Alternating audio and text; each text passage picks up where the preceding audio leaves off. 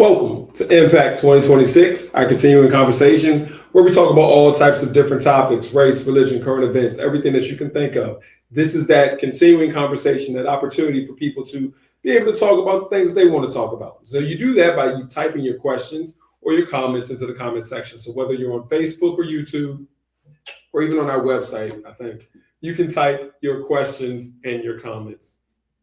They will show up. I will bring them up on the screen. We will discuss them. You don't just want to listen to the conversation. You want to be a part of the conversation. So feel free to join. Also, I would like to remind people of the other offerings that we have here. On Thursdays, we have Thursday Thirst. It's a weekly Bible study. It's a time where we get together and we really go on a deep dive through the Bible.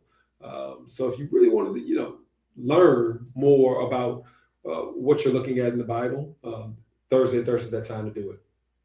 On Sundays, we have a time of worship that is at 10 o'clock Eastern Standard Time, 10 o'clock a.m., Facebook, YouTube, and in person. So please feel free to join us. In person is at the address that's below. Then we also have a time of prayer on Tuesdays from 7 to 7:45. That is an opportunity to pray with everyone in the ministry. You pray individually, but you are praying with people in the ministry. Now, you don't have to pray from 7 to 7:45, just sometime in between that time, and you will be praying with the ministry. And of course, on Tuesdays at this time, where you are now, is Impact 2026. All right. It's been a little while since I've been here. Missed a couple of weeks there. Had to rerun some episodes, feeling under the weather, but now I'm back. And so there has been a lot of different things that have gone on over the course of the weeks. Well, one of the things that just happened, this just happened today. So depending on when you're seeing this or if you're taking it in live, was that the Supreme Court had a bunch of rulings. This was their session, their 2026 summertime session. They're bringing out all of their rulings. And one of the big rulings, one of the major rulings was whether or not the Supreme Court was going to agree with the president's executive order to try to end birthright citizenship, ending birthright citizenship. So that is what we have here in the United States, is what we have with people who are born here, regardless of who your parents are. If you are born in the United States or on a United States territory, you are a U.S. citizen. It's your birthright. So it's birthright citizenship. Just because you are born in the United States, you are a citizen. And so what the current president was trying to do was do an executive order that said, no, birthright citizenship will no longer be granted, especially to those who are not already citizens. So if you are a foreigner, you are someone who is a citizen of another country, and you came here on vacation, and you happen to be pregnant, and you had a child, that child would not be granted citizenship. If you were someone here who was on a visa, a work visa, or somebody here was on an education visa and they had a child, they would not be granted citizenship. If you were someone who was didn't have legal status, you were an illegal, or considered illegal, and you were here, whether you were here for 20, 30 years, or you were just here for 10 days. If you had a child, you would not be granted citizenship according to this particular executive order. And so what happened was the Supreme Court had to discuss and decide whether or not they were going to allow that order to continue or whether it was unconstitutional. And so the decision came out today that it was unconstitutional. And so now we have a situation of where we're going to continue what we currently have and what we currently are, and we have birthright citizenship. Just real briefly, the United States is not the only one who has birthright citizenship. Canada has it the exact same way that we have it. If you're born in Canada, regardless of who you are or where you came from, you are a Canadian citizen. Mexico has it. Over 30 different countries, mostly in the Americas, have some sort of birthright citizenship, unconditional. So it's not conditioned on one parent or the other. Brazil is another country. And then there's a bunch of countries who have conditional birthright citizenship. For example, in the United Kingdom, they say that if you have at least one parent who is a citizen, then you are a citizen. And so you have to have at least one parent. And then there's a bunch of other countries who have different levels of citizenship when it comes to, you have to have lineage and all of this kind of other stuff. But there are many countries who have birthright citizenship. And so it's not unique. It's not a special thing that the United States alone has. And so sometimes people who have said things like, "Oh man, it's crazy. Everybody else, no one else is doing this." Well, that's untrue. There's plenty others who are doing this, and major countries, smaller countries, all types of countries. Like I said, over 30 countries. Over 30 countries have unconditional birthright citizenship. So back to what we are kind of talking about. With that being said, so the Supreme Court said that it was an illegal executive order, and they had to write their opinions. And so the dissenter, that's the person or the people who say, we don't agree with this decision. So you have the Supreme Court justices, they were the majority, they write the majority opinion of why,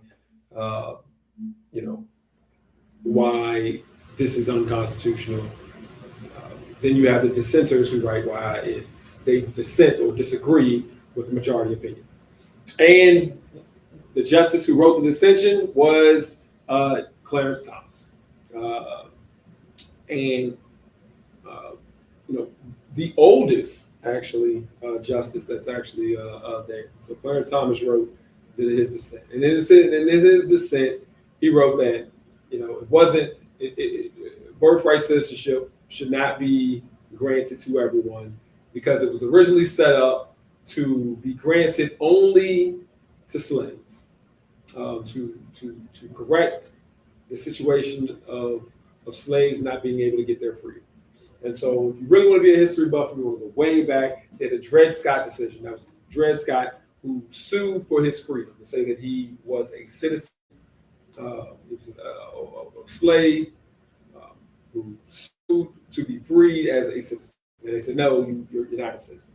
And so the 14th Amendment which granted birthright citizenship, was set up to correct that wrong.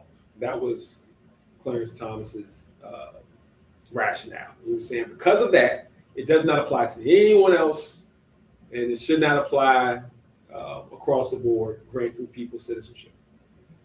There's a lot of problems with what he just said there. And one of the issues is that if it was only applied to slaves, and so birthright citizenship was only applied to slaves, then what is our citizenship requirements now? What would it be? Is it that you have to be a citizen and then be born here? Is it that one parent has to be a citizen? What would be the requirements? So you have to fundamentally go back and figure out what the requirements are. Or you're just saying birthright citizenship for everybody except for those, except for people who are, both parents are illegal, or one parent is legal. There was no clarification there. The other part is the other justices, the black, so our current black female Supreme Court Justice, Ketanji Brown, she said, and went directly at Thomas. She said, Clarence Thomas, you normally try to be colorblind in what you say, or you have this attempt to be colorblind. But now this time you're saying, well, all of a sudden it's race-based, that this was only applied to slaves in the United States. And so that's the conversation I was going back and forth. But here's more so is the conversation for us is, how do we feel about it? How should people feel about it? Do you think everyone who was born here should be a citizen?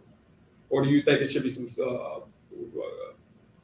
requirement that you have to be a citizen who has a child to be a citizen? Or should it be some other kind of qualifications?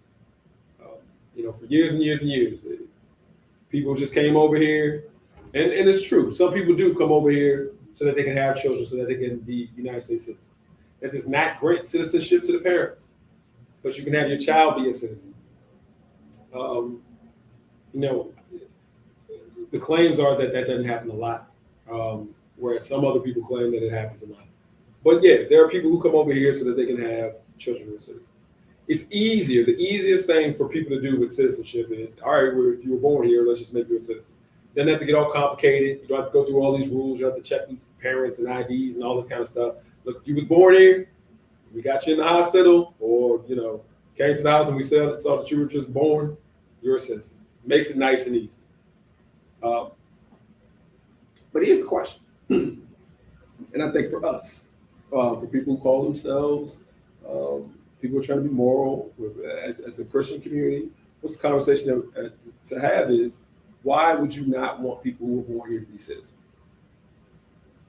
You don't want them to get the benefits of being a citizen, because if they're here, most likely in most situations, or a lot of situations, if they're already here, they're here because they live here, whether they're illegal or not.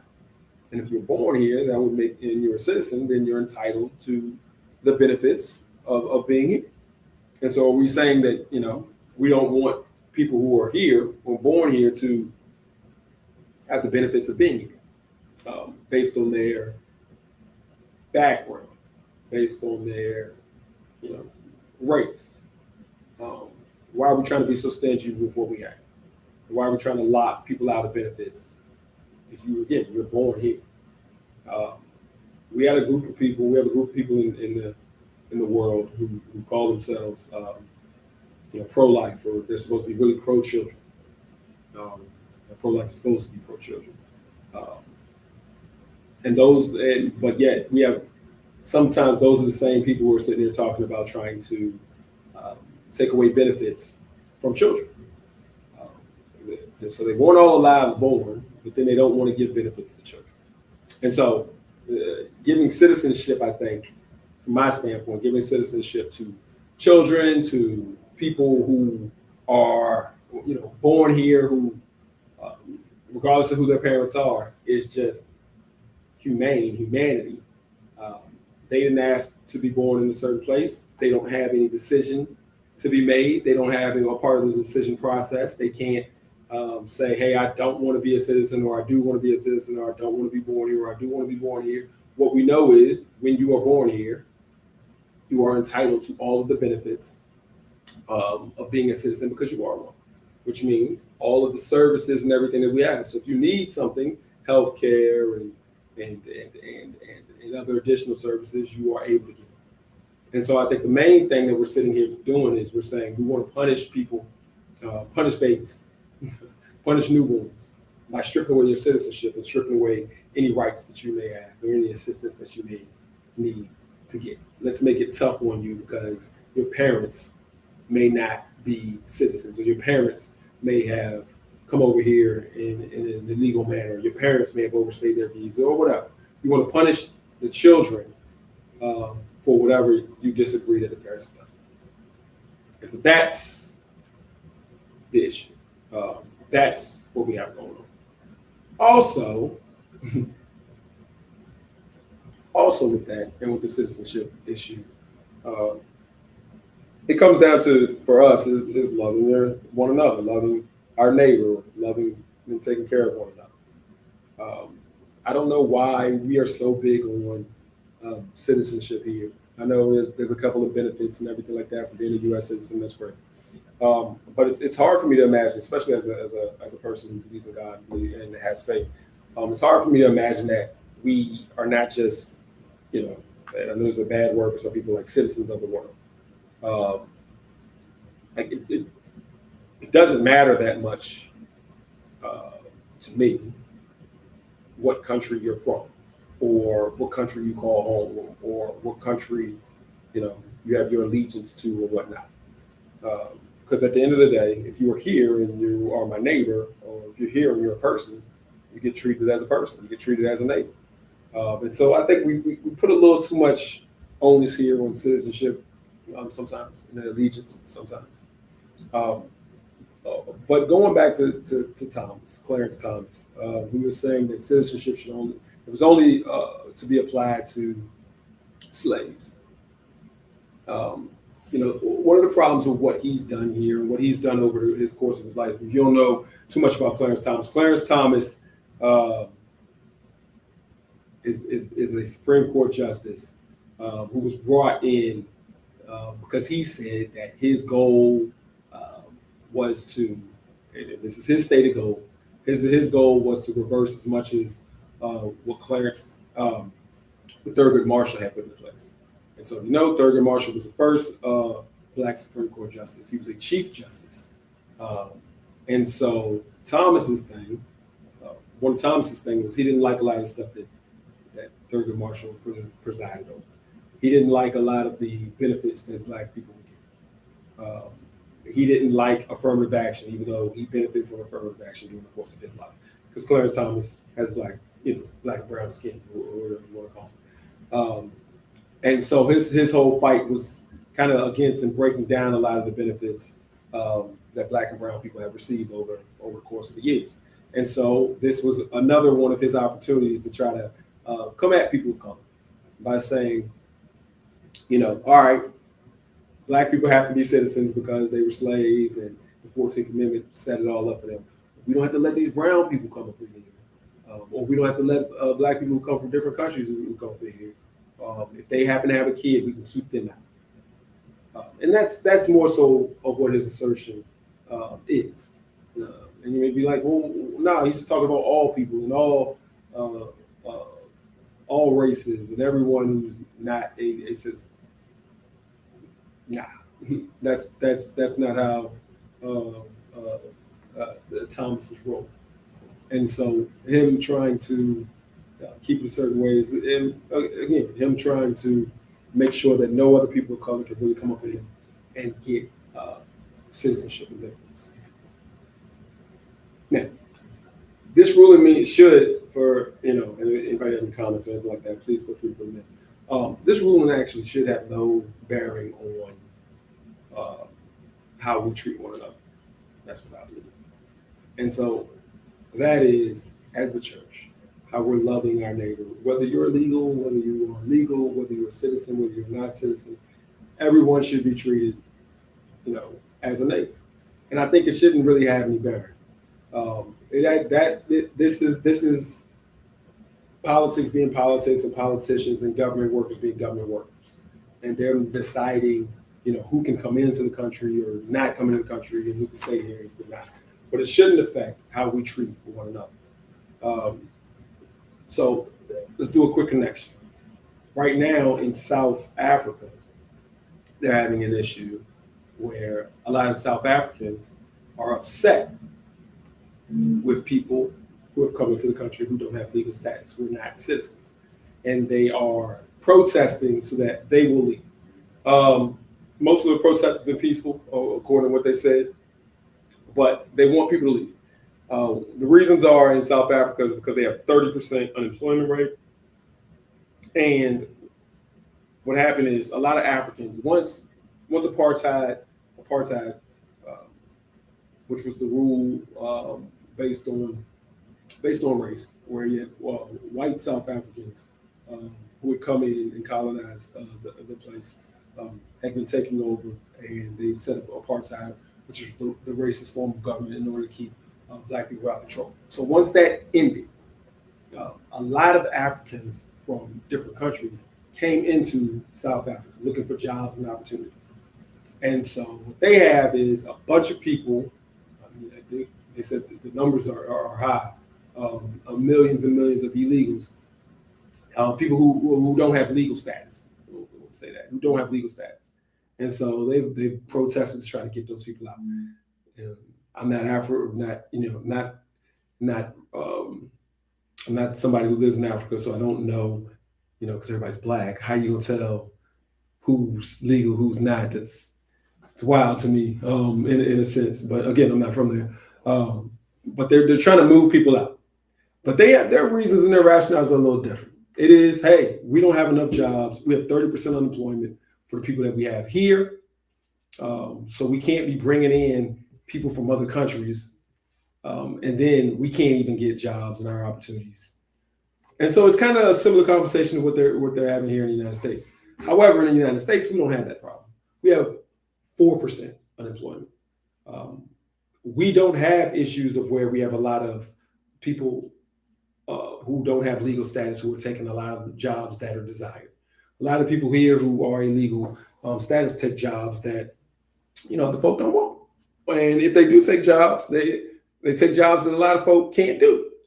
And so we're in a situation where it's not a situation where we have a 30% unemployment and all these jobs being taken and our economy is being broke down.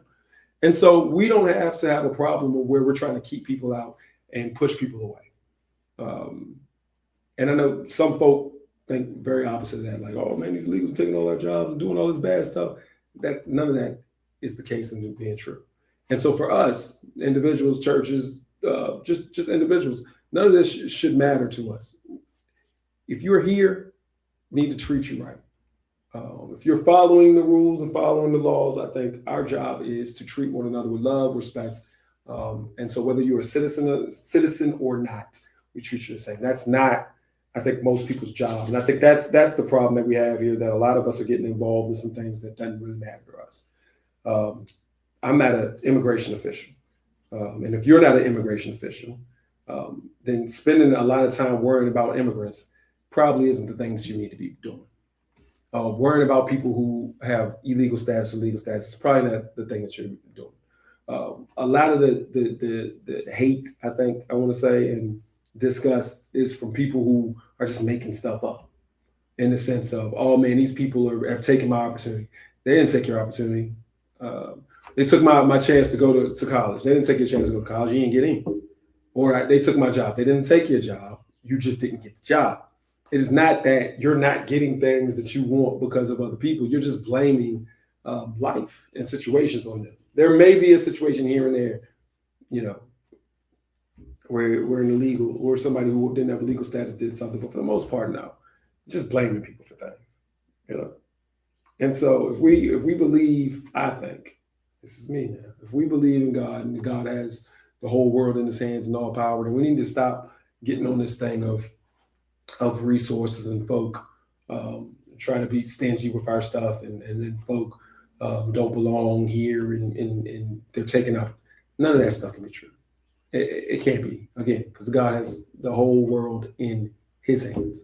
And so I think we again, let's not get caught up in what politicians and people on television and everything like that are doing, trying to divide us from other people. We just need to be showing love to one another. Again, that's my perspective, and that's how I come to the conclusion of what we need to do when it comes to this citizenship. So the good news is, Clarence Thomas and his thought process of trying to limit citizenship was not successful this go round. And the current administrations, their ideas of limited citizenship was not successful going around. That's the good news. And the other good news is, for us, it doesn't matter, because we should be treating people with the same level of respect, same level of love, same bringing them in relationship, community. If you are here in the community, then you're a part of the community, and I'm going to treat you like you're in the community. And it doesn't. So it shouldn't change the way that we treat one another or how we approach, our day-to-day lives. And so that's that. I mean, that's as clean cut and straightforward as it is. I think that it was a win today for common sense. There was a win today for not being stingy, and it was a win today for loving one another.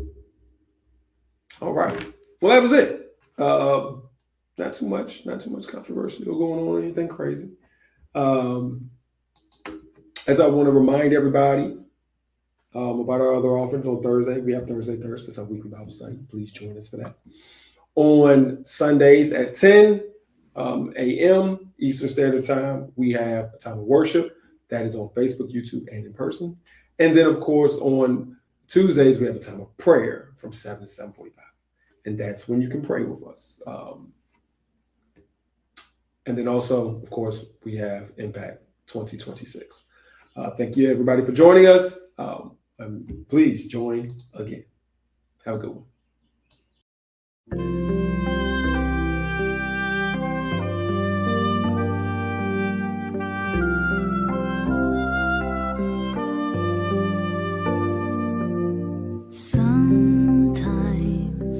You'll want